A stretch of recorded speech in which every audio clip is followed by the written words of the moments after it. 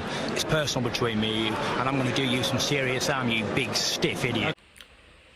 The Untouchable True School Sports Empire proudly presents something the boxing game's been missing. Hey, what's going on? It's your boy BT, and I came here to talk some boxing with the thousands of True School Sports subscribers. Now, interesting stuff coming out of the 140-pound division, because this 140-pound division, the junior welterweight division, it's so loaded with talent and just some real killers in the division. Now, speaking specifically about the IBF title picture and the IBF situation at 140, there's a lot going on. There's a lot of moving pieces, and there's a lot of things I feel like you guys should know, because it will have implications on this division moving forward. Now, I've never talked about this guy on video, so I guess you could say now he's in the True School Sports rotation of videos.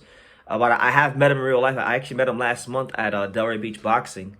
Really nice guy. And that's none other than Shohan Ergashev, the Uzbek fighter. You know, I call him the Showbox GOAT, because I've seen him on Showbox a number of times beat the piss out of fighters. You know, I remember many years ago, I seen him fight on Showbox against I think it was maybe Michael Fox or Sonny Fredrickson. I think it was Sonny Fredrickson years ago, and he beat the brakes off Sonny Fredrickson. So Ergashev's been around for a little minute, pounding the pavement, doing his thing. You know, right now as it stands, he got a very good record: 23 wins, 20 knockouts. You know, been moving at a steady pace, and you know he's a dangerous fighter for anybody. Because when you take the Uzbek pedigree he has, and then you kind of mix it up with the Detroit Kronk Gym philosophies of like a Sugar Hill Stewart, you got a dangerous man on your hands. So that being said, he's been in line for a good amount of time. Like Ergashev, right now as it stands, he's the number 4 ranked contender at the in the IBF at 140. The number 1 spot, the number 2 spot are vacant. There's nobody rated in those spots. The number 3 spot is Jack Catterall. And then Ergashev is 4, Liam Parle is 5, Teofimo Lopez is 6, Jose Ramirez is 7, Stevie Spark is 8, Andy Hiroka is 9. Now, remember that order, guys, because that's all going to be very relevant to what I'm talking about. Now, the boxing scene, shout out to the fine folks at boxing scene has recently confirmed and learned that apparently the IBF sent an invitation for Stevie Spark. Stevie Spark, who is, I believe, the number 8 contender. Yes, the number 8 contender who just recently beat Montana Love. They sent an offer. They sent an invitation for him to fight Ergashev. Now, he's got a couple days to, you know, negotiate a fight, and then we'll see what happens. Now, this comes, the Stevie Spark thing comes after the fact that Liam Parle and both Liam Parle and Jack Catterall both declined to fight Ergashev. They both didn't fight him. Now, they both have different reasons. Catterall was first opportunity, and he passed on the fight because basically, well, it says that you know, they don't even know why. Boxing Scene doesn't even know why he passed on it. It says that they're not, that the reasons are not immediately known, you know. So we do know that Catterall's been trying to angle towards Farias Prograis. So I would anticipate that that's probably what's happening behind the scenes. Liam Parle had to fight, or Liam Parle was actually scheduled to fight Robbie Davies Jr.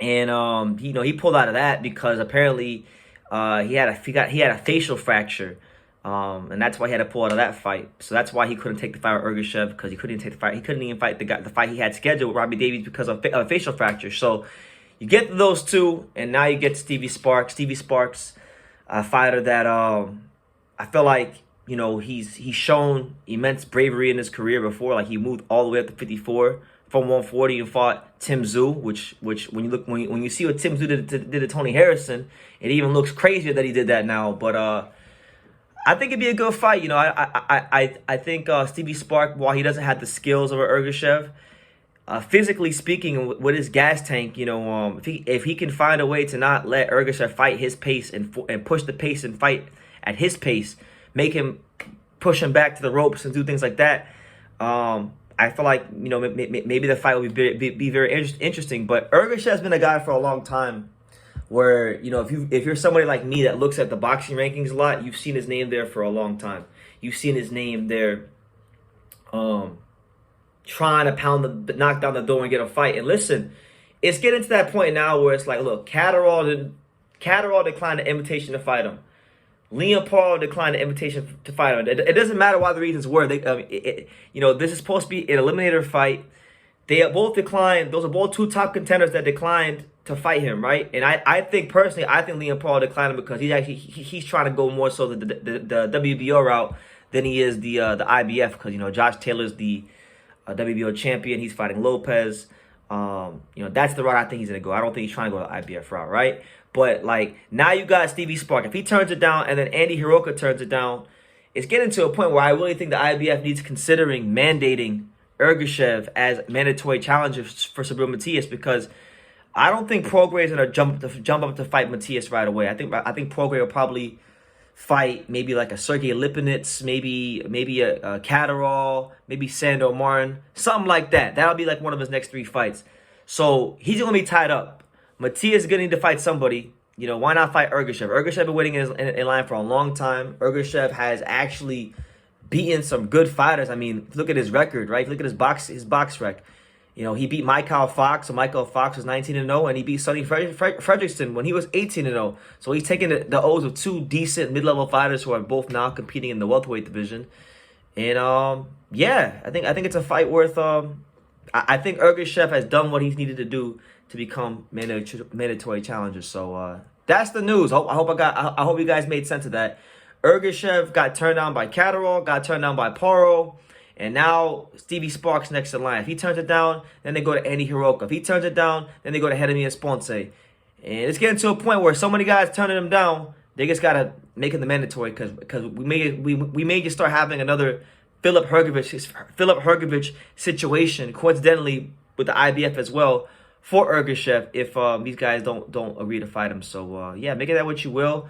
Make sure you guys let me know what you guys think about Ergashev. Do you guys feel like he's being hard done? Because I wouldn't mind seeing him against Matias. I think him versus Subriel Matias would be an amazing fight, a fun fight to watch. So yeah, let me know what you guys think in the comments down below. Make sure you guys take the time to subscribe. And like I say in every single one of these videos, you can love me or you can hate me, but I'm just here from Daniel. So until next time, take care, guys. Thank you for watching another video on the untouchable True School Sports Empire. For more great boxing content just like this video, click right here and make sure you subscribe. Much love from sunny South Florida.